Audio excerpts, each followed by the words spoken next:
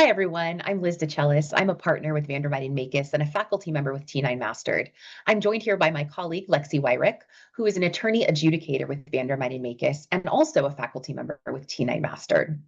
Lexi and I are reaching out today just because we have an upcoming training in September where we're going to be focusing on evaluating relevance and drafting strong Title IX analysis in both investigative reports and hearing decisions. So when we're writing our reports or our hearing decisions, focusing on the strictly relevant information can seem straightforward, but of course, it's not that straightforward and it can actually be quite tricky. Lexi, how do you handle assessing relevance when you're drafting?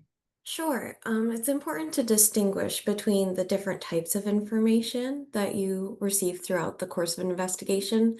So there's information that's strictly relevant to the scope of an investigation, which would be any information that directly speaks to the policy at play.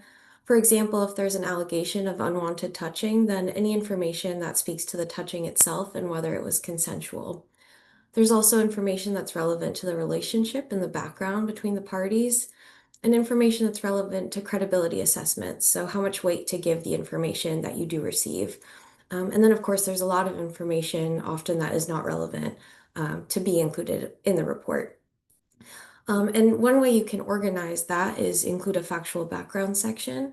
So, some things that can go in a factual background section would be things like the relationship or the background between the parties, timelines, which can condense relevant information, and relevant policy language. Liz, what about relevance to credibility?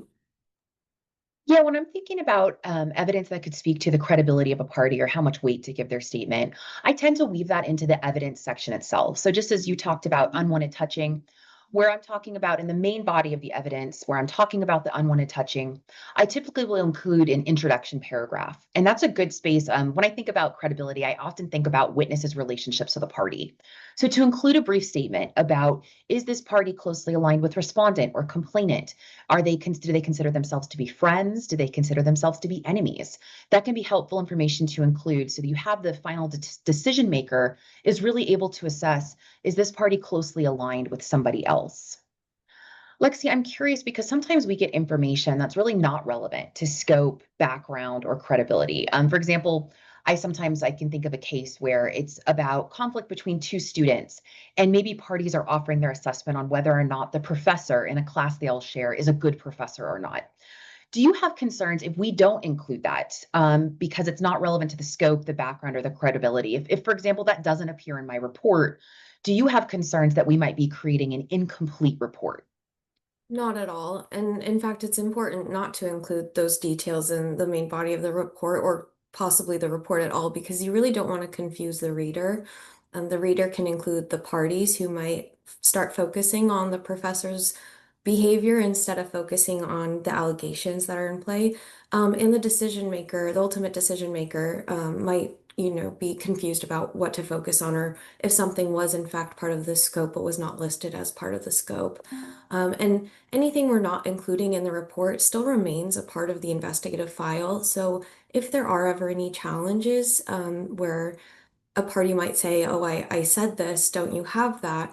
We still have that information available and we can just let them know that we need to determine what's relevant for the report rather than including every single detail. I so agree. Thanks, Lexi. So we encourage you, please join us on September 10th. Again, we're going to be doing a deep dive into these topics. It's a 3-hour training. We're going to be talking about relevance as well as how to write a strong, defensible, and understandable analysis. We look forward to seeing you then. Please check out our website, t9master.com, for more information about registration.